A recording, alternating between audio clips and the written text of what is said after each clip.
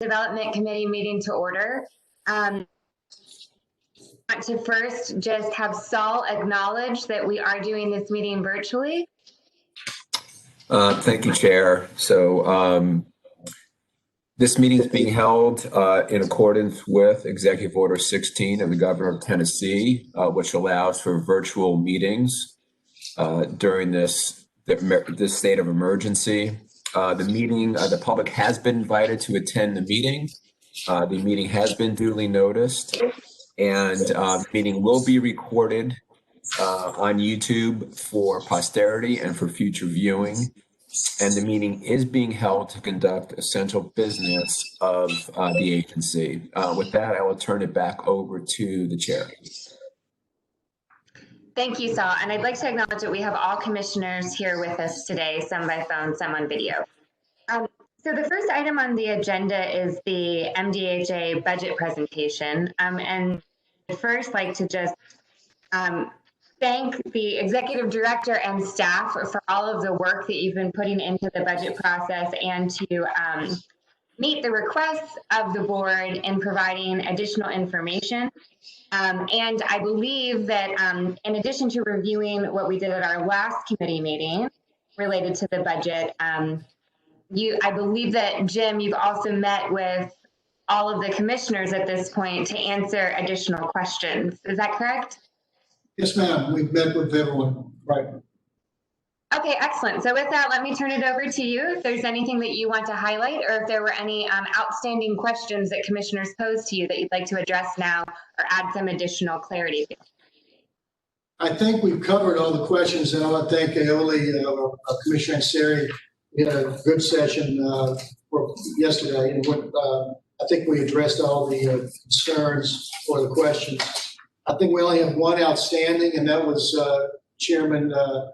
Chairperson Thady's question on the insurance. And while I got the draft from Jim Phillips, I didn't get it turned last night, and I apologize. So, Jim, can you answer the question I posed to you? And I may need you to rephrase it, Commissioner Thady. I think it's the only one we have out right now, and that is that the insurance on the total insurance line, which is fixed expense after net operating income, that this year it's increased roughly $500,000, which is a good news story to a degree because it's because we have new properties coming online of mixed income units that have to be insured.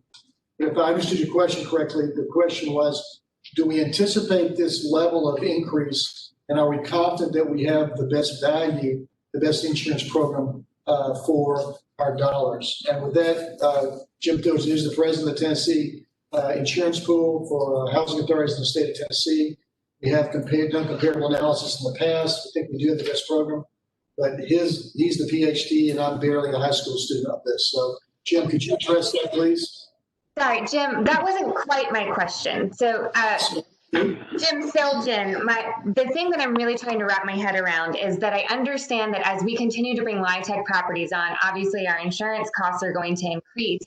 And my question is this something that we are planning for within our budget so that this cost is actually being covered once the projects get off the ground all the way, so that this is covered in the performance? Or are we anticipating that we are effectively going to be seeing a growing increase in insurance spending that will ultimately impact our contribution to strategic equity line item year over year?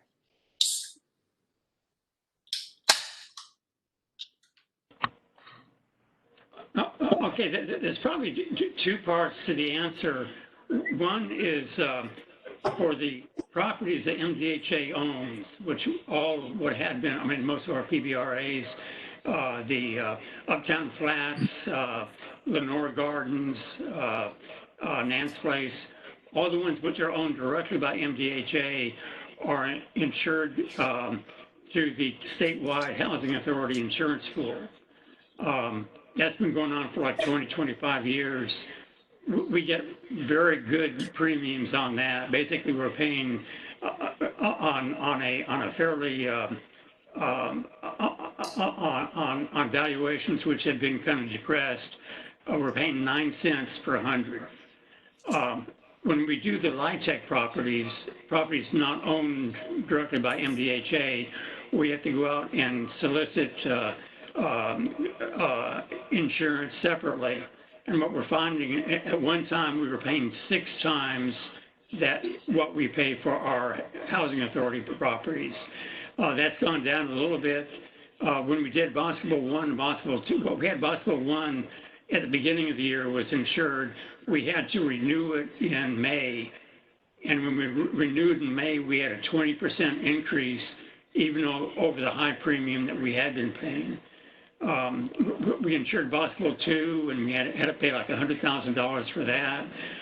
When it came to, we were getting ready to do Victory Hall, and we had some pushback from the investor from Pinnacle Bank, and they thought we were paying too much. So we had a quote from our regular broker as far as what the premium was going to be for Victory Hall. It was about $23,000. We went with a broker that Pinnacle asked us to get with, and it came in like $22,000. So it was a marginal difference, but pretty much in the same ballpark of what we had been paying.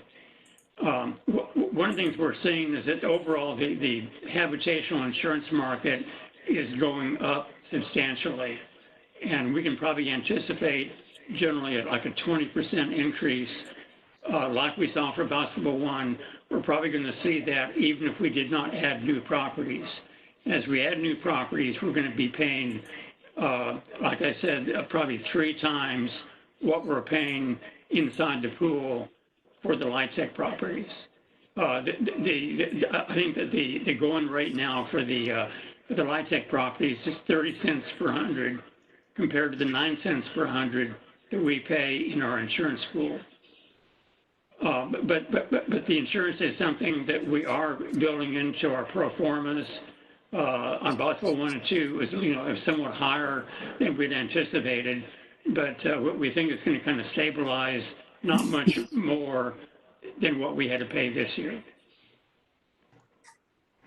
Okay, so we are looking back at our performance to make sure that we're building this into project by project costs so that the effective market rate rents or the rents are going to be covering this cost moving forward in the future? That's correct, yeah. Okay, thank you. Any other questions? Hey, Oli, I think we had a good session. Did you have any questions or comments on the budget? Because we did a really good deep dive. I just want to make sure we don't miss out anything that we didn't put a bow on. No, so I think this is more for the benefit of the Board of Commissioners and necessarily towards the MDHA executive team. And so we have spent a couple hours here in the last couple of days really just kind of pulling the budget apart. And so I want to thank Jim and Melinda and Craycroft. I'm sorry, his last name. Jonathan Craycraft for helping walking through this. And so, I mean, I know kind of my general sentiment that this wasn't a budget I would approve based on what we presented the last time. I think the team has done an excellent job of kind of walking through the budget, both taking it from 2020 budget to 2020 to 2021 budget, understanding the variances, and as well as understanding the variance between where we ended our 2020 or our projected actuals to where our budget is for 2021. So I think the big thing that really jumps out to me, and I think this is a working process, and I'm speaking directly to the finance chair, is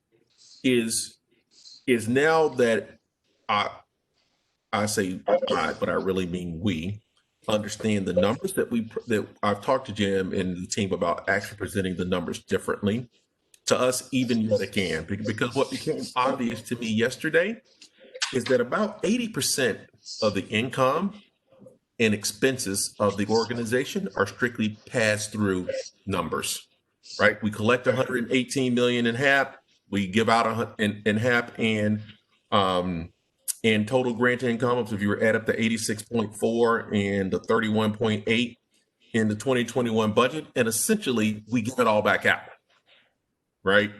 So the places where we have opportunities to contribute more, it's Emily, as you're focused on, Commissioner Staten, around the contribution to strategic equity is really around our rental income program and all other line items below net tenant income other than grant income. That's really our opportunity. So effectively, the $5.4 million that's the contribution to strategic equity, that money is essentially built off $32 million of income, right?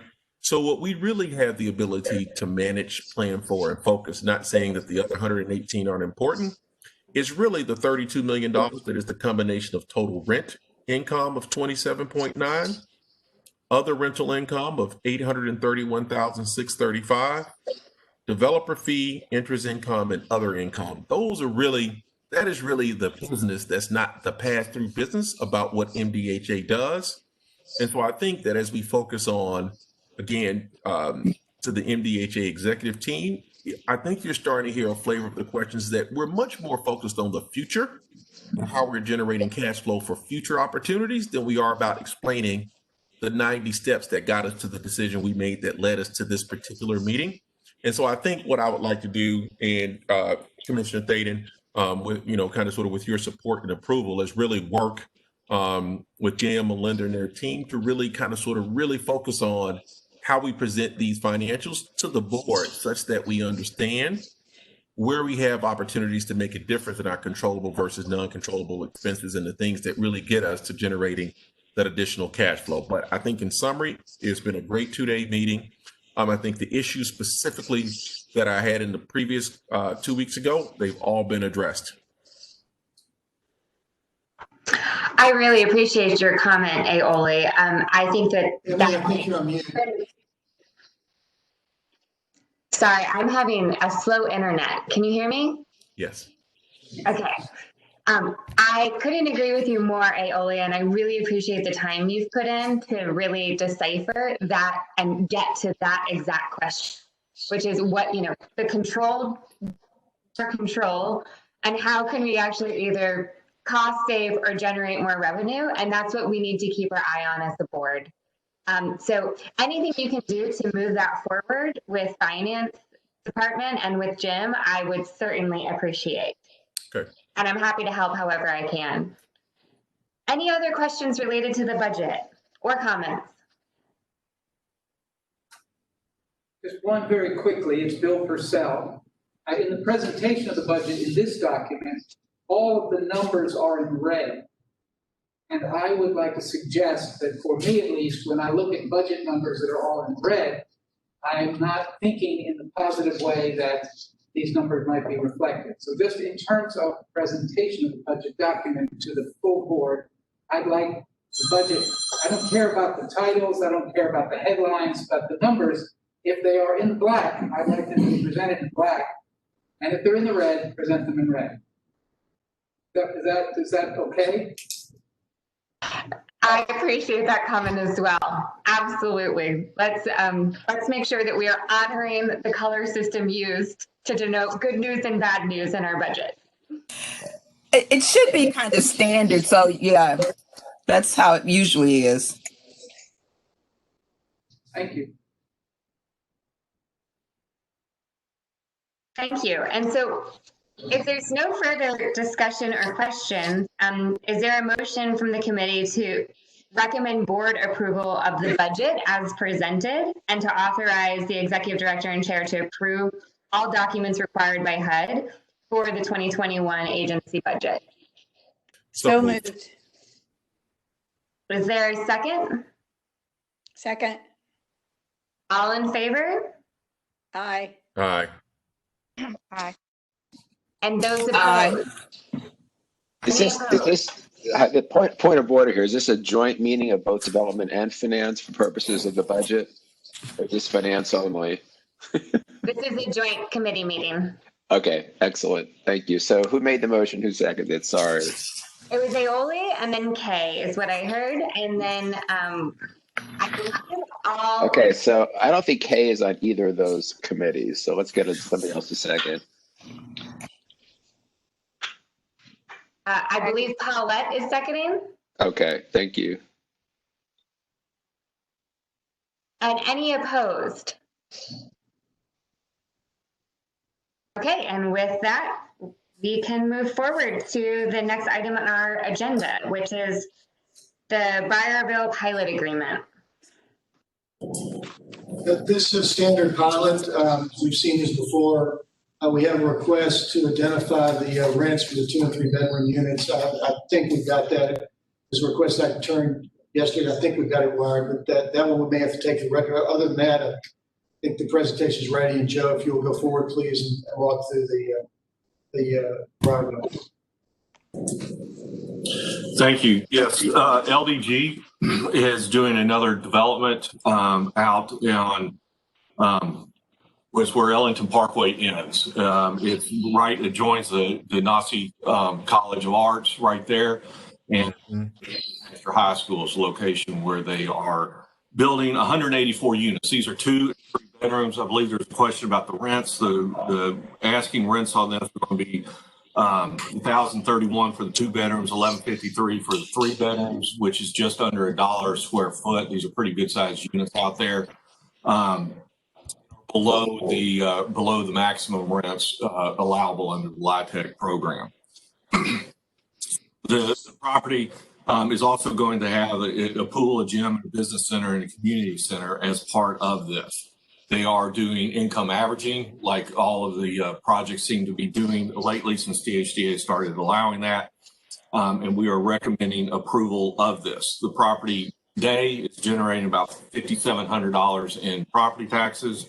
The first annual payment for property taxes will be $22,000, and it will increase 3% annually, moving up from them. We do estimate that the abatement of this, and this is taking into account the new property increase that Metro just put into place, the abatement amount would be $435,000, almost $436,000 annually.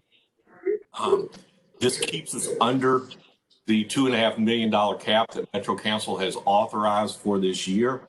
We'll have $92,000 remaining after adjusting all of the previously approved pilots with the new tax rate for 2020. So we are still in good shape for this, and we're requesting the committee to approve this redevelopment plan. LDG is, they are listing in, they are not keyed into the microphone, but they are listing in and are available if we have any questions. Do we have the rents, Joe, for 2s and 3s? Yes, it's $1,031 for 2 bedrooms and $1,153 for the 3.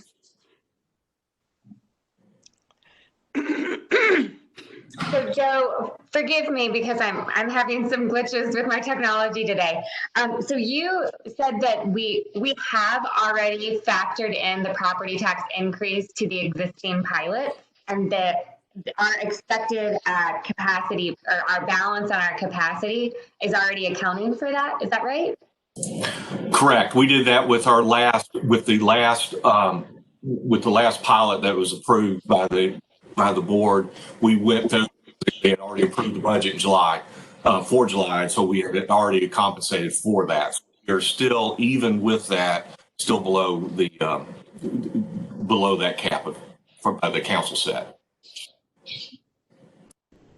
That's wonderful. I see the pilot program being a huge success, and the fact that we are almost at full capacity and also was able to be responsive to changes in the property taxes, but still bring on this final project in September. I think it speaks to the fact that this has been very successful in helping the production of affordable housing, and the location of this particular project with 2 and 3 bedrooms being so close to the transit opportunities right there at the end of Ellington, the focus towards downtown, there's increasing growth there in terms of small businesses and other businesses along Gallatin. I see this as a very successful program and project. Any other comments by the commissioners or questions? Yes, I have a question. Can you hear me? Yes, okay. Joe, is the 2 million cap, is that an annual number that's set by council action? So it's 2 million for this fiscal year. Help me understand that process. Yes, Metro Council said it's $2.5 million. It's an annual cap that can be awarded, that we're authorized to enter. MDHA is authorized to enter into negotiations for pilots of up to $2.5 million on an annualized basis. In theory, then, you could do that because our pilots are for 10 years. So in theory, it could grow as high as $25 million annually. If we were to go over the $2.5 million, we would have to get council to approve not only the pilot, they would have to improve the cap that we are going over that. But that's, like I said, we have not hit that in nowhere in years past. This is the closest we have ever come. Sometimes we haven't even used half the cap. So this is our first year of getting there. So for this year, and is the year council's year or is it MDHA's year? What's the fiscal year? It's the tax year, calendar year. The calendar year. Yes. Okay. And so that's why only having $92,000 left is not such an issue, because we're on the calendar year for this program. We do not have another application. If we were to receive another application this afternoon, by the time we processed it, worked through the negotiations of it, took it through the process with the board, getting their approval, it would be next year by the time it actually hit council. Okay, thank you. Mm-hmm. And so, Joe, one of the intentions of this program was to really try to get more people to use the 4% credit. Have we seen an increase in the number of affordable housing projects that are being developed based upon the fact that the pilot is now making the financials work for 4% credit? Short answer is yes. And to a degree, it has worked against us. The most recent QAP structured as 9% so that, and we were scored lower than our peer series in Knoxville, Chattanooga, and Memphis because we've used so much of the LIHTC credit. So we don't score as highly as they do for need of affordable housing because of the success of this program. But yes, we're getting more. Everybody else in the state has the same burdens of the tax assessment problem where, we're the only state that taxes that leasehold value. So, and we're one of the few that have this lane that's been crafted in great collaboration with the council and the city that allows the restoration of that value. So we are seeing, I think, what I hope to, I've got to restructure a little bit what I'm doing to brief the board, but I think one of the things we track on a routine basis is our success in this program. We do have a total of the number of units we put up over the years we've had the program, and we have how much we've done each year.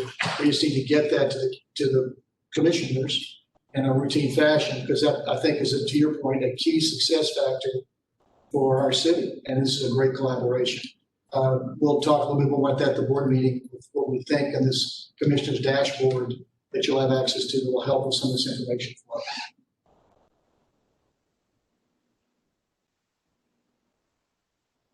Any other questions or comments? Hearing none, is there a motion to recommend board approval of the pilot agreement for the Breyer bill? So moved.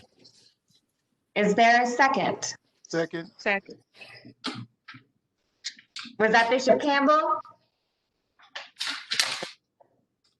Okay, and all in favor? Aye. Say aye. Aye. And any opposed?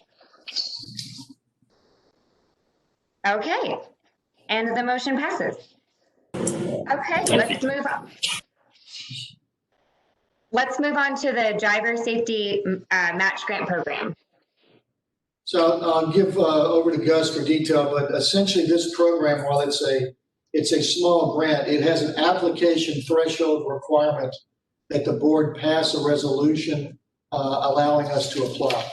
That's very unusual in most of our grants, and we're chasing any one time probably 40 to 50 grants. Vanessa and our teams out chasing. Most have no requirement like this. We apply, and then when we succeed, and our success rate's pretty good, but we succeed one in about 8 or 9. We then bring it to the board for execution. Again, one of the things we can track for you, what I hope that we get better at, is how many grant applications we have out there, so you kind of know what the volume is. But with that, I'll turn it over to Gus for any detail, but this is a safety matching grant program. The threshold requirement for application is a board approval for us to apply. Gus, do you have any comments, or Vanessa, if you're on? Good morning, everyone. And sir, you covered most of it, but just to stress a couple of things, MDHA is committed to the safety and well-being of our employees. And one of the programs that we execute annually is our driver safety program. Traditionally, we spend about $8,400 a year, but due to COVID this year, we've only spent $2,400 on driver's training. And so we're eligible to recoup $1,200 in this grant. So it's requested and recommended that the Board of Commissioners support the driver safety matching grant program through public entity partners and authorize the executive director to undertake all steps necessary to execute all documents related to this application. And any comments or questions?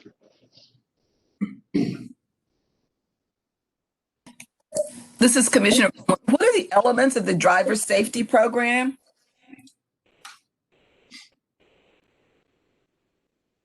Pat or Buck, I'll return to you because you've actually gone through this program. So Pat, that's an HR. You have some highlights, and Commissioner will certainly get that. We have a written document on it. I just don't have it in hand. Pat, are you on?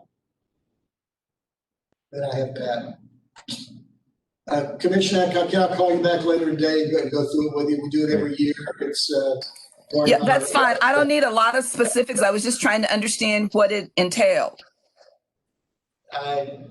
Rather than give something might mislead you, let me just give you a call later today, or have Pat give you a call. Will that be acceptable?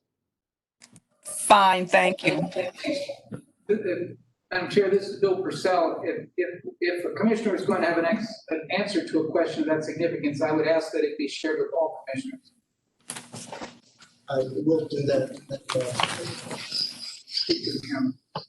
So that's a great suggestion, and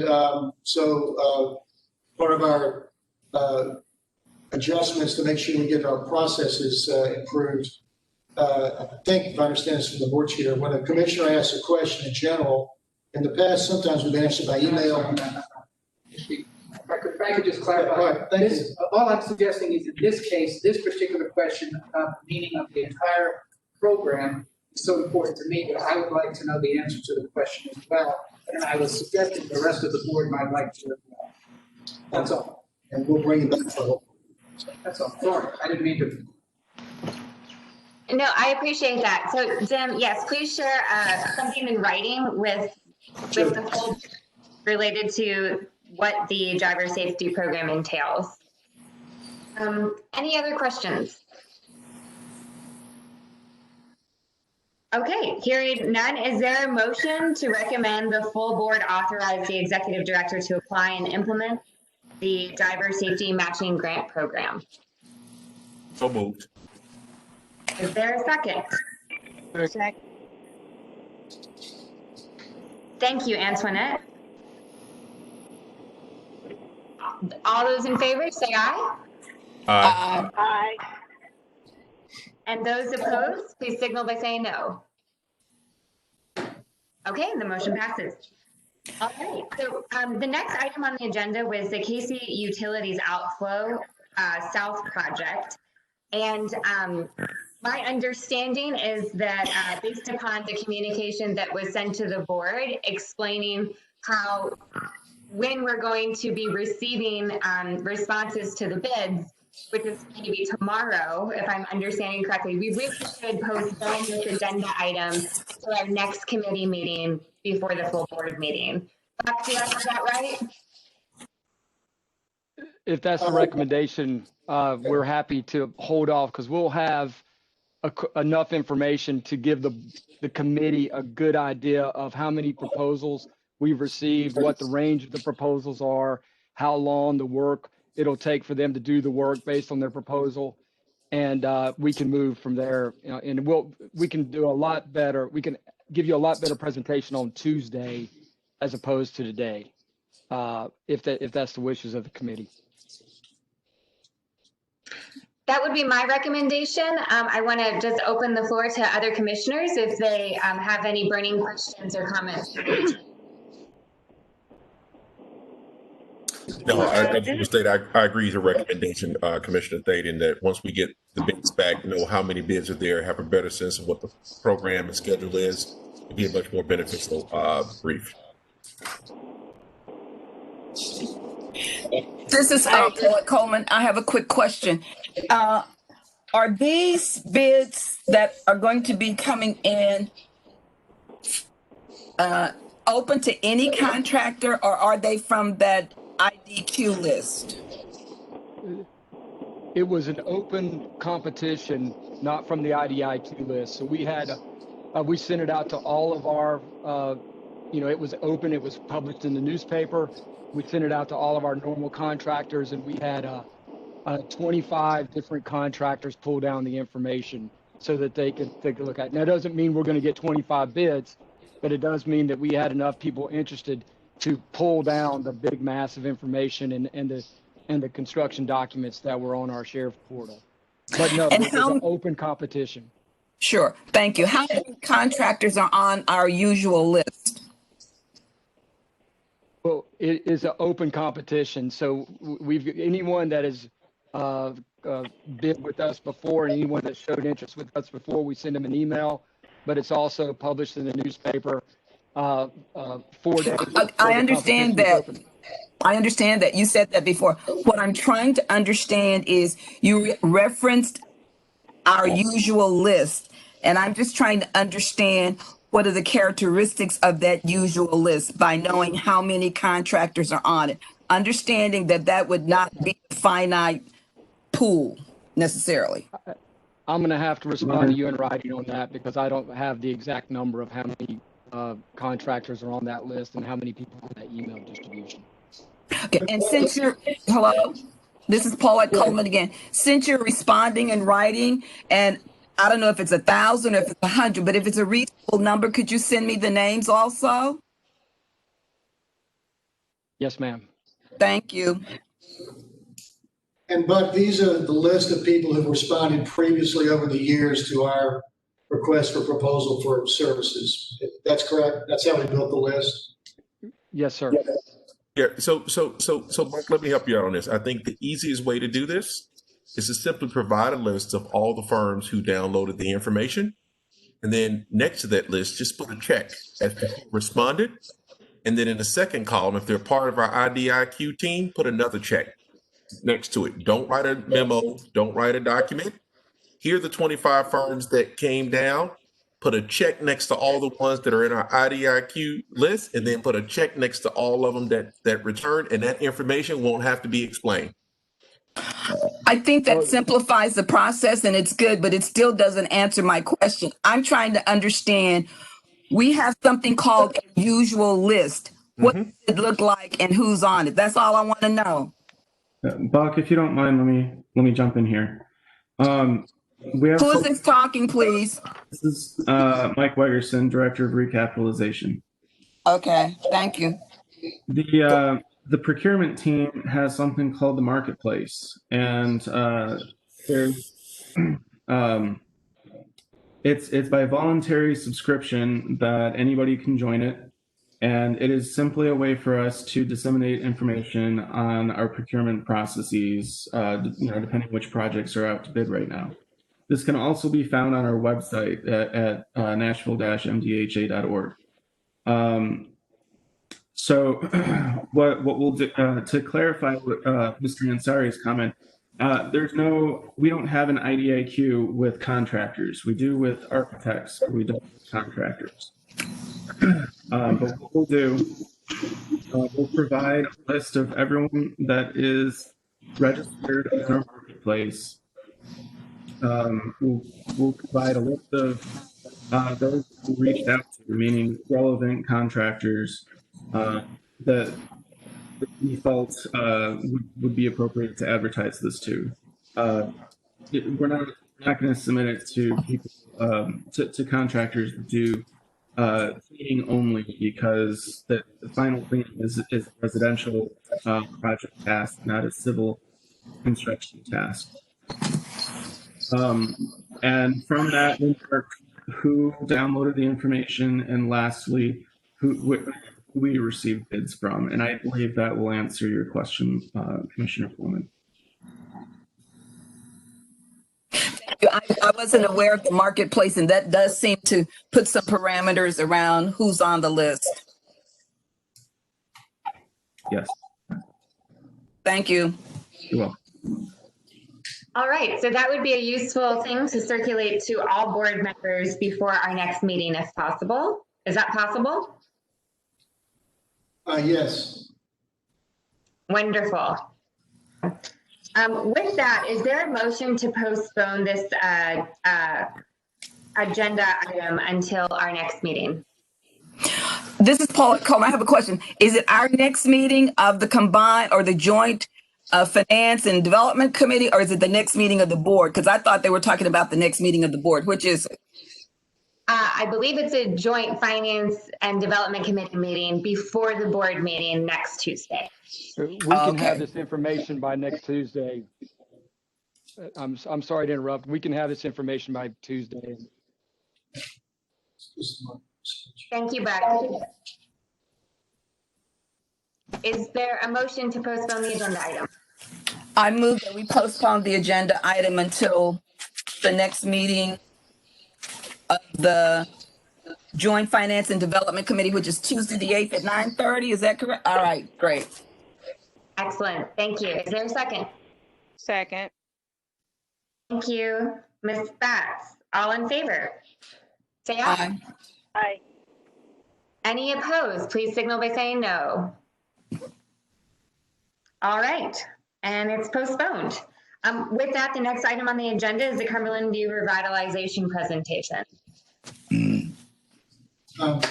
So I think I've spoken with each of the commissioners. This is a work in progress, but it's important enough that I need to make sure I bring it to your attention.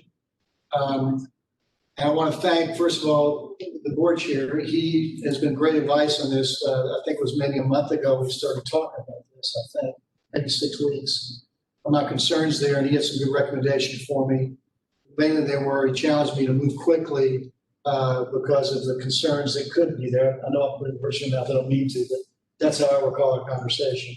Well, I don't think there's any question that we are all concerned. This is Bill Purcell. I think we're all concerned about the health, welfare, and safety of people who are living in, around, and supported by the work of MDHA. And when there's any question at all about that safety, that is a priority for us, I believe, certainly for me as the chair. And so there is no question that I suggested that where there's a question of safety, that should be a priority for us all. What followed from there is what we're going to hear. And about this, I do not know. This project is not one that has been described to me. It is one, however, that I suggested, since it is a recommendation, that we should hear as a committee and as a board. Because what I do know about it is it is a recommendation that involves significant capital investment. But it is absolutely true that the executive director, having presented a concern regarding safety of our residents and the people in that neighborhood, received from me what I hope and believe each of you would have wanted me to say, which is there is nothing more important, nothing that requires more attention, and it requires attention both for the near term, the medium term, and the long term. And about that, I did express a strong view. And I saw that those were my words, I believe, in total, and they appear to have led, at least in part, to what we were about to hear. But Mr. Harbison will explain that now. And so this is a work in progress. We had worked on it as recently as late yesterday on some of the stuff we're going to talk about. So this is not a baked cake by any means. It is a work in progress. I also want to thank Commissioner Batts. She gave me lots of information that helped us shape the concerns and that I shared with the board chair. And also Commissioner Campbell, who has been really helpful in helping us find solutions with nonprofits and in helping us scope and better define what challenges and how to approach it. So Socrates is saying, what do you start with? What's the challenge? We have an increase in indicators of in many areas. of a declining of trends at Cumberland View that are concerning on safety of our residents. I won't go through those. There may be some of those PowerPoint slides because the staff, we're moving so fast and I ask your forgiveness. Some of these slides I haven't seen all of them because we're working on them as late as this morning. But we're looking to remedy in the environment of Cumberland View those factors that lead to violence, the causations of violence, which is a cultural to a degree issue, and linking with law enforcement and our community engagement teams that we already have a memorandum of agreement with at the North Precinct, providing a continuum of security and enhancing that very quickly to prevent some outbreak of violence that we would all regret. So that's a general definition. We are using a process engaged in the last month, the resident association, the family self-sufficiency coordinator. These are internal MDHA assets, the new property manager, and a new maintenance supervisor. And with the help of Bishop Campbell, have had meetings with local residents and with local nonprofits, prominently to Gideon's Army and Gentlemen Are Not Gangs, which Bishop Campbell has an interest in. From that, the scope of the problem is such that we believe we can move quickly with social services while in coordination with our law enforcement. And quickly, I mean this month, operating under the discretionary authority that I have under procurement. I won't go above any of those caps that are in the procurement policy that the board has allowed me to have while I keep you informed. And then there's a second phase that is focused on the built environment and defensible design. So if we go back to the first slide, Gus, please. So the first thing that came out in our analysis was we can't turn this instantly. And that whatever we do now should not be a Band-Aid. It should be the start of a metric-driven, resident-driven process over a 3 to 4 year period. This is our initial vision, that we will work on a renewal of the community for safety and security and health. We'll focus on the outcomes for the families with an eye towards children and work on improving economic opportunity, all the things that are in our core DNA of what we do. Okay, next slide. These are some of the numbers. They're not what we hope. They're not quite as bad here, although I met yesterday with Acting Chief Drake, and he provided me insights that he asked me to sort of keep to myself, so I won't go through them, but he has the similar concerns. And he and I are going to continue to meet and meet again with the North Precinct. I'll talk a little about that on process in a moment.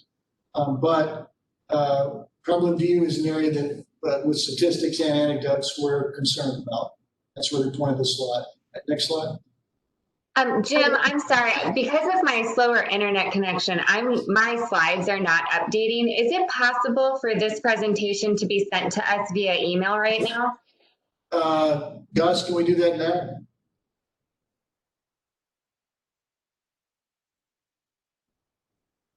If it's not possible to do it now, can we certainly do it right after the meeting?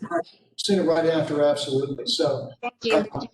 Phase one is what we can do immediately, or near immediately, with local nonprofits in the North Nashville area. These are emerging conditions, which under the policy allows me to do certain low-level contracts to bring in the nonprofits. We would work on collaborating with the resident leaders and doing a needs assessment of the families, while we would work directly with Gentlemen Not Gangs for 3 classes of 25 young men and women in the violence interruption program that he has for individuals. Those individuals will be identified by the community assessment that will be conducted by resident proctors working underneath the guidance of Gideon's Army, who already have traction in the community, as does Gentlemen Not Gangs. There will be 3 classes over the next year focus on local young people. And then with that, Gideon's Army is working up, and I do not yet have a proposal of how they would address education, health and safety, social capital, and economic growth for the families. This is sort of their core DNA, and they have these programs in place at Cumberland now, but at a very low level. As I said, this is a work in process, but the phase one would happen very quickly. Some work will be underway by the next board meeting in October, and would lead to, we believe, changes in the community immediately. Now, I want to pause for a moment and ask if Bishop Campbell or Ms. Batts have comments. They are sounding boards for me in trying to marry up resources to address the challenges we see there. And I'll circle back a little bit more detail on phase one. Bishop Campbell, do you have any comments? Nothing but just to say that I appreciate the attention that's being brought that particular area. I've serviced that area for many years, helping the residents as well as the youth that make up the residents there. And I think this is going to be a great project to take on to revitalize not only the buildings, but also the community and the families that make up the community. And Ms. Batts, we've had a lot of conversation on this. You live there. Do you have any words for us? I just want to thank you for, that's a process. We're going through a process for implementing that. It's very important. Something needed to be done over here. So it's going to be a process, but if we never do anything about it, it stays the same. But if we do something about it, change comes. So thank you, Mr. Harbison, the board. This is Commissioner Coleman, and I have Mrs. Batts, from your perspective, what are the major problems? I know we have the statistics from crimes, but a lot of times there are issues that don't even result in crime, that don't emanate from crime, that are problems. Do you see any of those kinds of issues? Like just crimes you're talking about? No, I don't know. I'm just trying to understand. They're people, and people are more than numbers, and people are more than numbers that might commit crime. And obviously the majority of the people are not committing crimes. So I'm trying to understand what else is going on there. Oh, just like the neighbors, the residents are afraid to speak up because they're afraid that they're going to be ganged by the neighbors if they say something. For instance, loud music, or their son carrying Glocks guns, or drug activity, drugs being sold out of homes here. It's a lot of things that's going on. Yeah. And I guess I think we certainly need these programs, and I applaud them. But I'm also thinking that since it's a minority of the people, can they be identified? And aren't they violating, in many instances, some of the terms and conditions of their HUD leases? That's part of our go ahead. Sorry, go ahead, Ms. Batts. Yes. Right. They are violating leases. Yes. And so, Jim, I guess I'm trying to understand, how do we marry these wonderful programs and these wonderful attempts to be responsive with the fact that people are in violation? So those, first of all, on the lease violations, we have a new property manager. She has a task to make sure that lease violations are dealt with swiftly and accurately. For there to be a lease violation, though, there are steps behind it. You have to have, I won't say evidence necessary for court, but you have to have sufficient evidence to make the lease violation stand up. So in an environment that seems to exist at Cumberland View, where people are afraid to speak up and there's no avenue for them to speak up, then even though you may see lease violations, and know of these violations. Ms. Baska, I'll be flat, she's courageous. She sees that property manager and we act on it. But if they're going on and we don't get the information in a way we can act on, it makes it difficult to enforce a lease.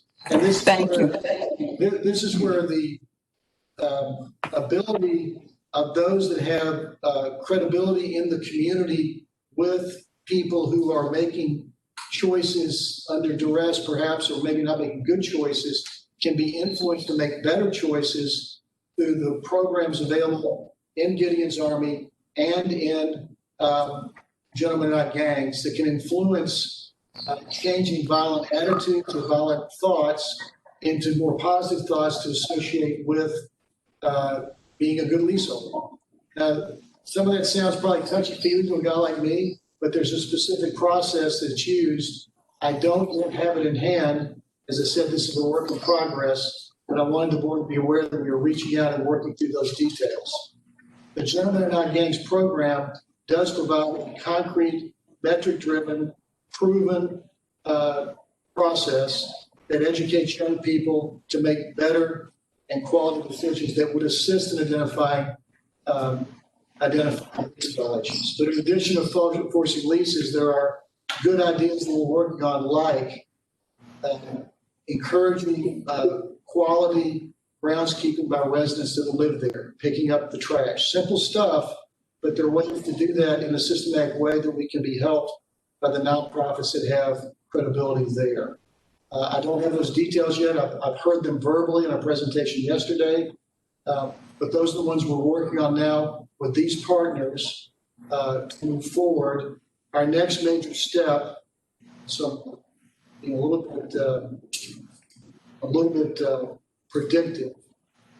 We got an agreement yesterday for the acting police chief, Drake, to sit down with us, our family service sufficiency team, residents, and Gideon's Army to craft basically a spectrum that would start with education, awareness, and grassroots change attitudes on the Gideon's Army end, move through their violence interrupter approach and the education program that's available through Bishop Campbell's approach, then move into our community engagement teams that we already have on the MOA. They're not getting the traction they believe is necessary because the residents and are not communicating well.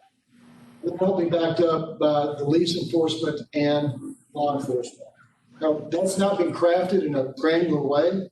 It's just been discussed at the initial level by the senior leadership of each of those organizations. We're going to sit down and craft that. We'll see how this goes, but we want to move somewhat quickly to get some traction on the needs assessment and identifying young people to give them an opportunity other than the ones that are frankly available to gang presence that we believe is there and drugs. But these are our partners that we've reached out to. We've had great positive response. They're providing us solid information on what they can do. The first one that came is Gentlemen Not Gangsters. All of them will fall under a minority architectural firm, Moody Nolan, that will lead this effort as they've led our Envision process elsewhere. But I want to emphasize, this is not Envision. This is people in neighborhoods like Envision, but it's focused on the immediate return and quality of life of the residents there and increasing the safety quickly and sustainably over 3 years. So these are our partners in the phase one. They'll work under the umbrella of Moody Nolan. We'll actually make a decision on whether they get them. We may not get these people. It may be somebody else, but these are the ones that will be working with them to help craft it. Moody Nolan will provide, they're one of our indefinite delivery contracted architects, and they will take on this as well as the phase two that we'll talk about next, which absolutely will require board approval as we craft it and put it together.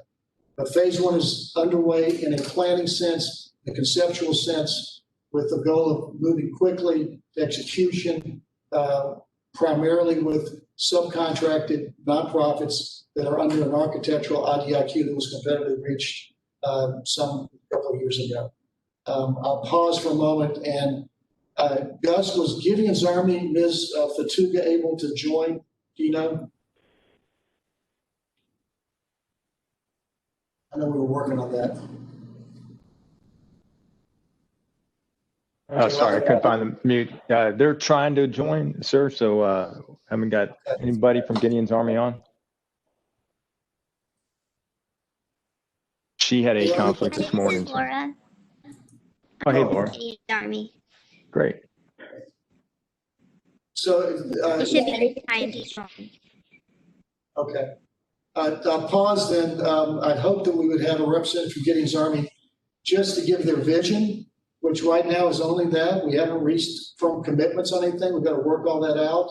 But knowing where our board sits and their long and great ties in the community, I didn't want you to get blindsided by the fact we've started this, we're reaching out, and we're working to get concrete stuff in the next 3 weeks or so to get moving at a small level, needs assessment, others that will lead to more. We'll update you each board meeting as this thing progresses, but I hope they would be able to come on and give some of their vision. We have worked with Gideon's Army before, primarily during tornado relief. We have a solid relationship, and I'm hopeful that between them and a working relationship we have with the Metro National Police Department, we can craft a spectrum where everybody fits. They do their violence interruption and work. Gentlemen Not Gangs does their work. The architect looks at defensible design in this phase one. And I think, Oli, did you have a question, sir?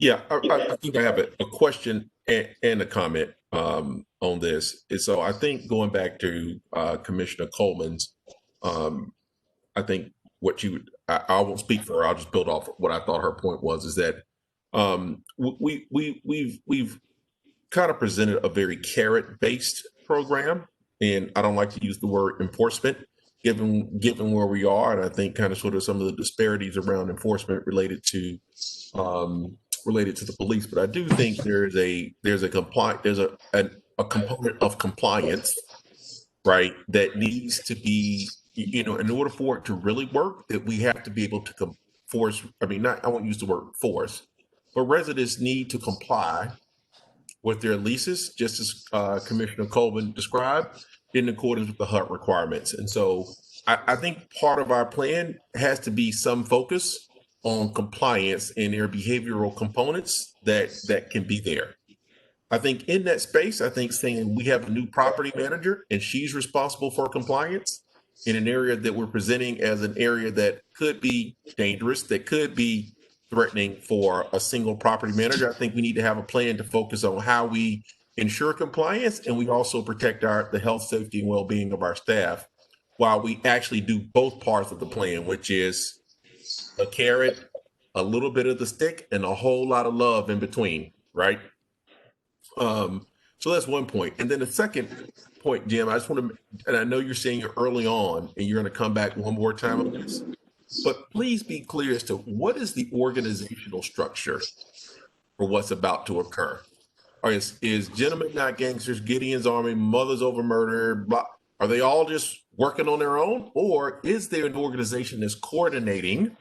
So in a simple org chart, we're going to provide resources to this entity X. This entity X is responsible for coordinating a program. They may choose to use 15 people or 2 people.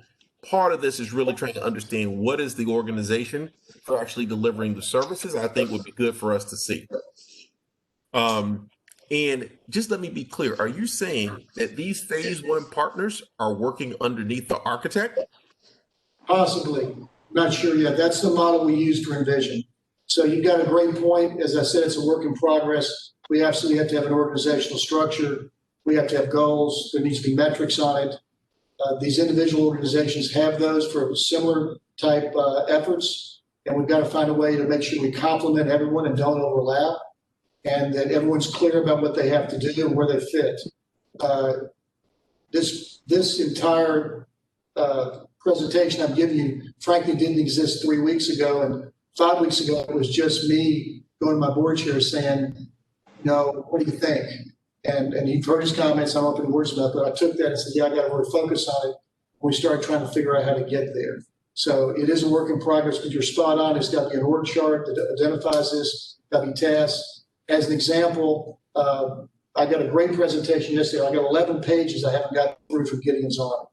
And they have a series of things that I think would fit here, but some of those might be something somebody else does, which is there's got to be an overall coach that runs the show we haven't figured out exactly how to do that yet. But we'll have to before we move out. If not, we'll have chaos. Jim, this is Emily. First, I would just like to say, I just want to echo what other commissioners have said. The health, safety, and well-being of our residents is first and foremost. And, no level is occurring in Cumberland View and around it is acceptable. I also want to say I so appreciate the work of these nonprofits and these entities, Gideon's Army. I mean, the work that you all have done has been exceptional. And I'm quite confused, Jim, where we're saying this is not an envision process, but we're talking about a holistic planning process, putting together a CAG, and you firm who has led our envision process for a 3-year planning timeline that sounds quite comprehensive. So I'm not clear yet about how this is not actually moving forward with another envision. Well, good point, and we've discussed this. So first is we're not tearing any buildings down. We're not restructuring the entire redevelopment. That's not what we're doing here. We're trying to address an immediate need in a sustainable way. So our language, because we do a lot of envisioning, probably drifted into envision speak. It should not, and we need to be clear about that. This will not be financed by LIHTC or multi-phase construction. As an example, we'll get to phase 2 in a minute. It's a substantial rehab at best, allowing us to bridge to the future when we hope to be able to deal with Cumberland View in an envision-like way. But as you and AL and others have pointed out, strategically, which we got to work on that too, strategically, that is some distance in the future, most likely, because of the scope of Envision Casey by itself and the other 2 envisions we already have. So we know that at some point in the future, exactly when, not sure, but we have needs there that can be addressed now with, we'll get to phase 2, still got those slides ahead of us, with our reserve for repair funds that are existing, whose purpose is to maintain the property and address capital needs. There are design requirements, defensible design, capital needs shortcomings, cameras and clear sight lines, landscaping, lighting that can be addressed from the reserve for repair. There is need for the internal apartments themselves to be addressed. Again, substantial rehab. So I would draw the line as this is a substantial rehab at best, not a major recapitalization that tears it all down with a vision of something completely different. And it is not moving to mixed income. This will remain the original 225 families, original 225 apartments. We're just making this site better now, addressing conditions of concern in a systematic way that we haven't finished what that system is, with partners that already have boots in the ground that we can reach out and integrate with to make an immediate difference in a positive way. So there's a little bit of nuance there, but I don't see this as envision. It's not a major recapitalization, tearing it all down and rebuilding it. It's not moving to mixed income. It's not being financed with external large financing tools that we have. It's being the funds being used to be property funds and those funds from reserve for repair. Did that make a distinction for you, Emily? And again, a work in progress, and I'll keep this in mind as we work with the staff. Jim, let me try to say what I thought I heard you say to me yesterday that I thought was an excellent summary. You said, we have a problem in that we're continuing to see crime statistics in this particular community not improve. Where we've seen in other places, it has improved. So we're going to apply what we call a 2-step plan to improve the safety, health, and well-being of our residents. The first one is we're going to partner to provide community services through nonprofits that will help us build trust in the community and provide the things that this community may need to perform better from a health and safety perspective. And we're going to start that immediately. And we're going to start that with the help of local nonprofits that could include everybody on that list or not include everybody on that list. But then there will be a second phase. And there's a second phase that just happens to be led by Moody Nolan. And what they're going to do is look for opportunities to improve the physical conditions of this property by doing things like cutting down trees, adding new safety and security lights, putting new cameras. It's the defensible design. And what you didn't describe a substantial capital program to me yesterday. What was described was a defense, is what you described to me was a defensible communities initiative that may include, it's not going in to redo bathrooms, lay hardwood floors, put ceiling fans up, right? But it's the actual to make the components of the property more safe, improve sight lines, get better light, provide more surveillance. Is that really what you're describing we're doing? Or is it something substantial capital rehab in the words that you're using? What? Well, first of all, for staff, I hope everybody wrote down what he said, because that sounds like, again, we're in mission analysis and scope definition. Residents have asked for additional help on the interiors of the building, and they are dated. That is a possibility that I would like to keep on the table for now. All of phase 2, because of the numbers involved, are going to have to be board approved. All of it. There's nothing really in there that I can do under the authorities you give me as the executive director.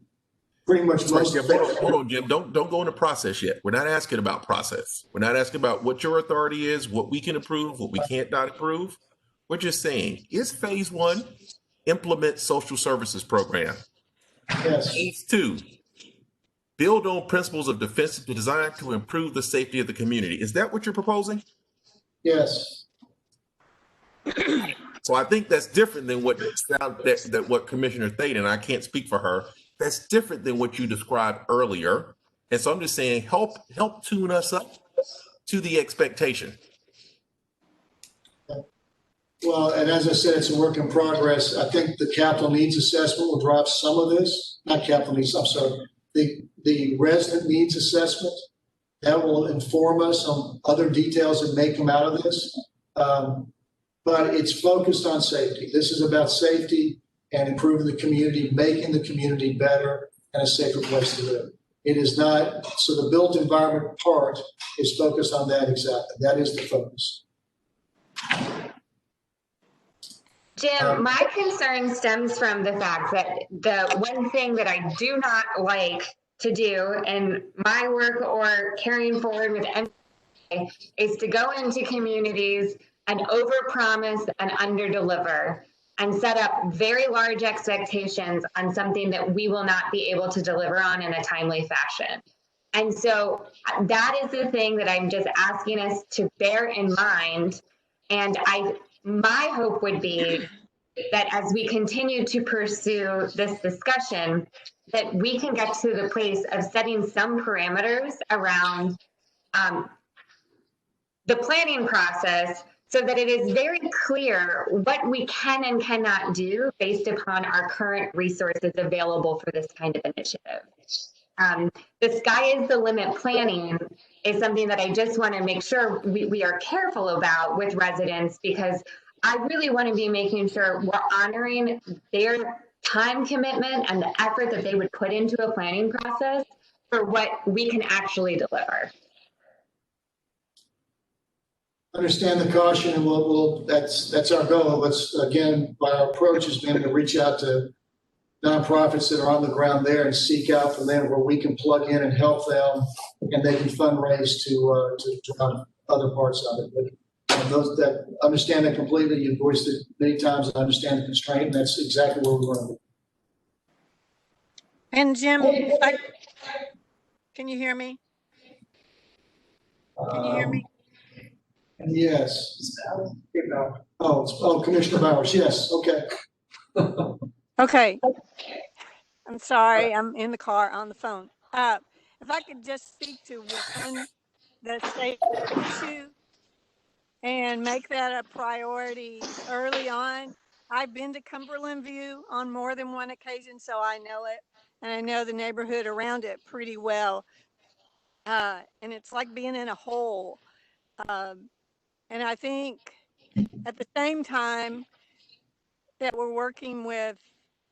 are working with the nonprofits to get their initiatives going, if we could look at what could be done in terms of safety quickly, I think that would go a long way, and also make a big difference in their lives and their feelings of safety. So I'd like to see that integrated, that piece on safety initiatives alone as soon as possible. And that's, to that end, I met with the acting chief yesterday in Gideon's Army. That's their sort of, they approach it in different ways, but that's their focus is safety. Again, we got to work a lot of details, but I agree that's what this is about, and we hope to do something very quickly soon. Thank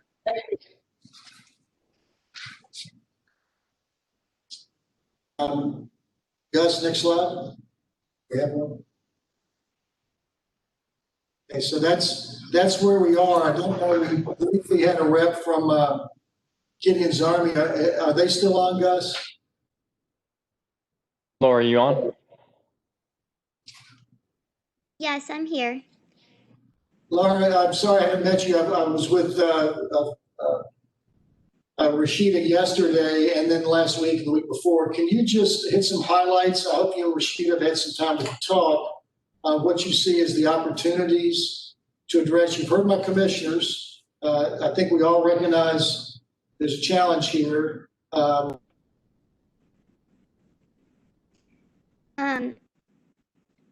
I think primarily what's so great about Gideon's Army is that we're really, exciting these issues from many different angles. We prioritize schools and communities, so we're really focusing on children and adults in the area. And we're at a place right now, just given time, where we can really expand, put forward to put a lot more people on the ground in order to serve the adults in the area and serve students virtually.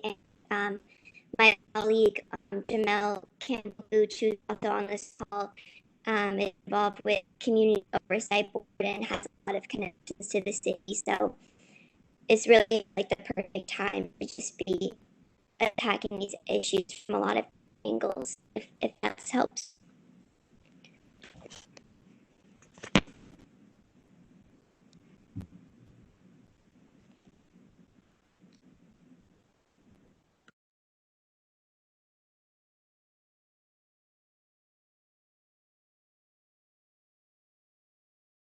The collaboration room back up.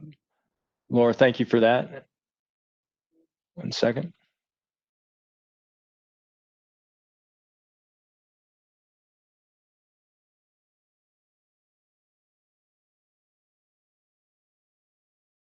Laura, this is Emily Faden, and thank you for your comments.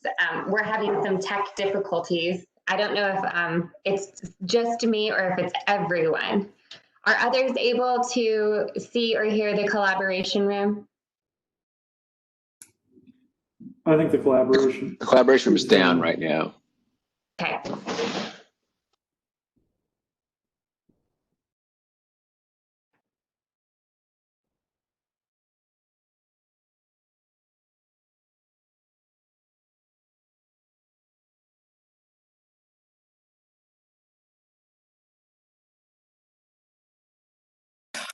Are we waiting for the collaboration room to come back up or what?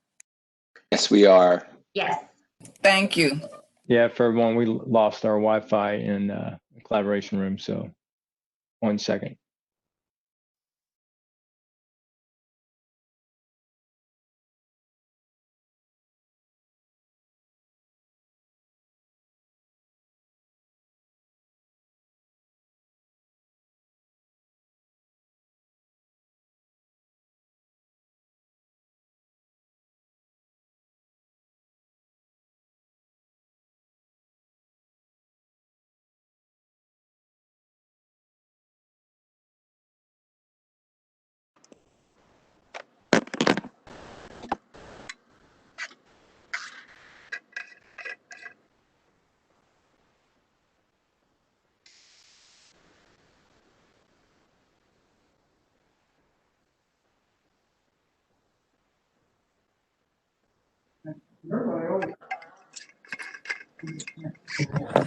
Mr. Harbison.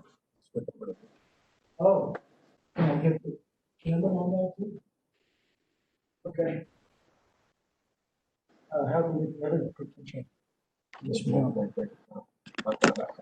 don't you just finish this up? Okay.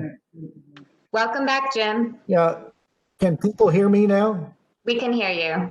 So we've lost connectivity here in the Collaboration Center. I apologize for an incomplete presentation. I wanted to emphasize the front a work in progress with what we think are the right partners on clearly a difficult challenge. But what I heard, I believe, is that we all share it.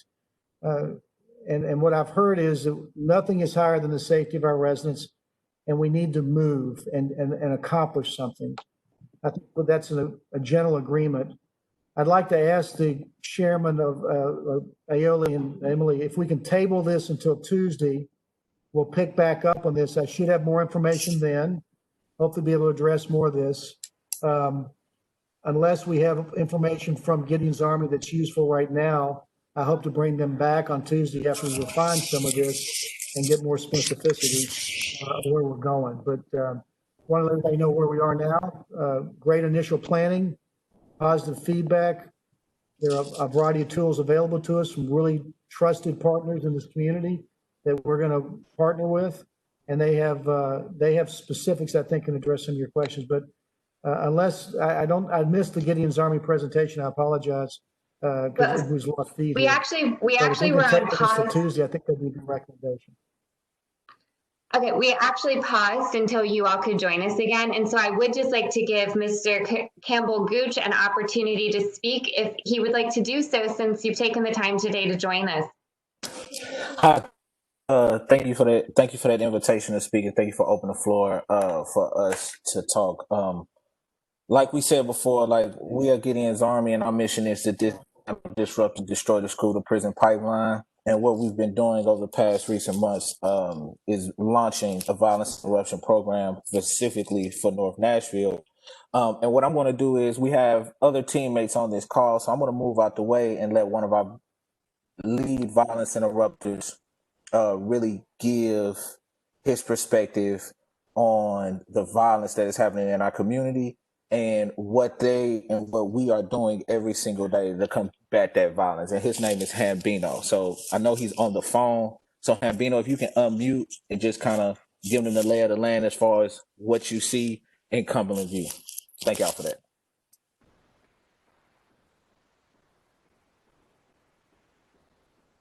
I'm hoping I'm getting your name right. Mr. Habino, is that right? Latanya, can you identify the phone number to let him speak? Sure. So I think the first three numbers it's 615. The first three numbers is 839. So I think on the phone. Okay, so Latanya might just have to identify that phone number, 839, and give them speaking privileges, unmuting privileges.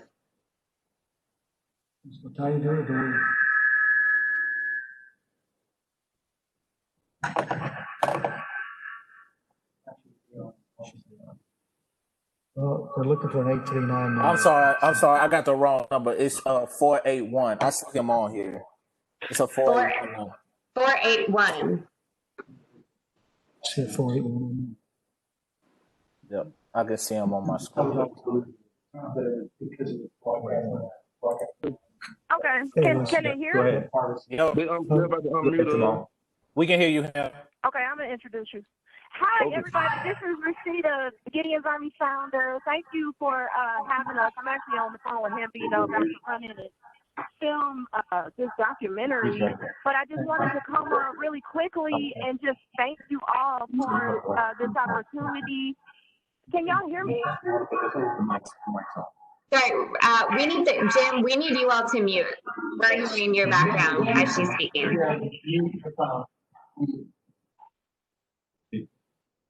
Rashida, we could hear you, and we just need to get rid of some of the background noise. Please continue. Okay. This is Rashida. I'm the founder of Gideon's Army. I know a lot of you all, so it's good to be on this call, and I'm really grateful. I only have a few minutes, but I wanted to just come hop in and express gratitude for the opportunity, and to also just very briefly give you some background on where this program started. It was actually started by residents who live in public housing in North Nashville, especially in Cumberland View. Dontrell Spencer, who you may have seen on Ellen, is one of our student leaders. He lived in Cumberland View, and he was one of the youth to actually interview the violence interrupters and to develop the program. It was 75 youth from Pearl Cone who just were really tired of burying their friends, tired of all of these shootings, and they wanted to do something that was community-led and community-positive, and that was outside of policing, where community felt like they had that they were self-empowered to deal with the issues that they are facing. And so him being, what'd you say? I thought there was a question. So Hambino is over violence interruption, and he especially focuses in Cumberland View. So he can really tell you a lot about the program, but it is very comprehensive, and we address issues from in the community, from the court. We work with MMPD. Before we started, we had listening sessions and partner meetings with most city agencies, including MMPD. I believe MDHA was represented as well. I know they were invited. Metro Human Relations, District Attorney. I have support letters from most leaders from these agencies, as well as support from our previous mayors and our current mayor. And MMPD had the highest turnout. They also worked with us to look at and assess the data in partnership with Peer Violence, and then we all decided together with communities where we would start. And we started in North Nashville because of the data and the support that we had, especially from Commander Terrence Graves. So MMPD, when a shooting happens, they actually call us, and within 24 hours, we respond to policing. So a lot of times people think we don't work with the police, but we actually have a really strong partnership, but we just don't report to the police. So we aren't informants or anything like that, but we do work together as far as data and calling and addressing violence when it occurs, especially if they can't reach a person that they think could be influenced by community, to kind of stop some of the activities that are going on. So Hambino, if you would take over, and I'm going to have to hop off the call, but thank you all so much. Thank you so much for sharing that. And thank you for your time today. Hello, this is Hambino. How everybody doing? Hi. I'm the outreach coordinator with Gideon's Army and the Violence Interrupting Program. And what's so beautiful about the program is that we are called what you call credible messengers, meaning that I myself personally and my VIs were born and raised in North Nashville, me specifically in North Nashville in Cumberland View Apartments. And I was able to once upon a time, unfortunately, I was a part of the problem. But the beautiful thing about that is that I was able to survive enough to clean up my thinking, which cleaned up my thoughts and my deeds and my ways, words, and actions also. So the community is very familiar with my change. So as far as the safety goes in Cumberland View Apartment in North Nashville as a whole,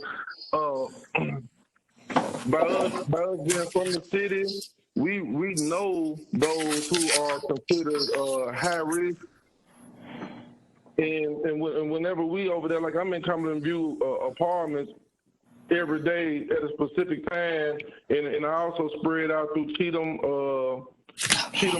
Apartments, Andrew Jackson, and throughout DB Todd and Buchanan, but in Cumberland View Apartments specifically, whenever I'm over there and my team over there, no violence occurs.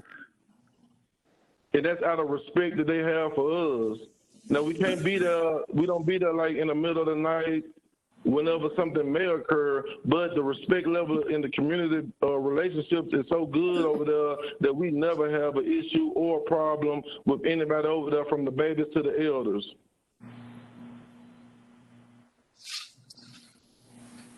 Cambino, that's so helpful in terms of the background to hear about the approach.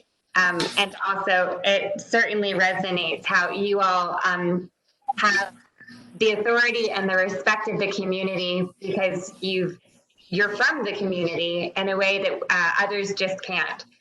So thank you so much for your time and providing more flavor for us to understand how you approach the work. Yes, ma'am, and I just want everyone to know, like, we guarantee 100% change because, like, I'm telling you from experience of being over there every day, no violence happens when we out there on the clock. And that's because of the respect level that we have in the community. Are there questions from other commissioners for Cambino before he has to depart?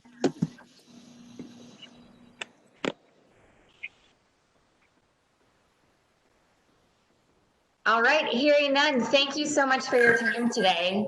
And it sounds like we will be continuing this discussion at our next meeting, and I'll let Jim coordinate with you all if we need you to come back and if you have the availability. Okay, thank you. Thank you. All right, so at this point, I think that we've agreed that this conversation will continue into future meetings. Any other questions or comments burning at this time for Jim? Yes. Bill Purcell, just very quickly, I appreciate greatly the remarks of both chairs, both the chair of finance and the chair of development. And I believe that they were the concluding words that were completed the thoughts that I had at the beginning. We're going to have a conversation about the future, but today and tomorrow and this weekend and Monday, I know this board now, and I know that we are concerned that we're doing everything we can to assure the safety of the people who are in the housing that we provide or are in housing as a result of us. And that is an all day and all night effort.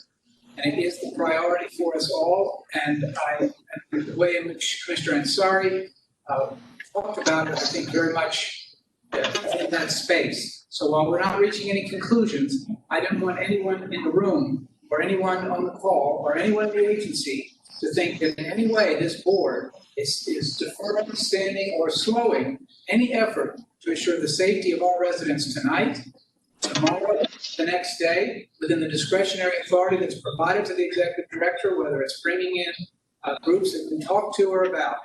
This is our priority. There's no higher priority than that protection, and assuring the protection of these people and our people and their neighbors. So we're going to have a further conversation about the longer plan, but there's nothing in what I've heard these committees do today that suggests in any way a delay to assure protection and assurance to the people right now. And if we're all in agreement about that, I said all I need to say, but I just didn't want to leave this call with any misunderstanding anywhere within the sound of our voices, where we are and what we need and what the people who are our responsibility. Thank you, Chair Purcell. I couldn't agree with you more. Thank you all. Is there any additional business for the committee? If I could just make one final comment. I am very grateful and to the way that the leadership of this agency has kept community front and center and worked within those critical partners programs within the community. And it is going to take, it's very difficult to do right now with technology challenges, and we can't be together. That hearing from Gideon's Army folks gives me great confidence, and I know that the leadership of this agency is focused on working in that way within community, with community, to help the community and not in a silo. So I just want to reiterate that. Thank you. Thank you so much, Kay, for the comments. If there's no additional business, then is there a motion to adjourn? I move we adjourn. Thank you, Paulette. A second? Second. Second. Sure. Aye. And the meeting is closed. Thank you. See you all very soon. Have a good weekend and holiday.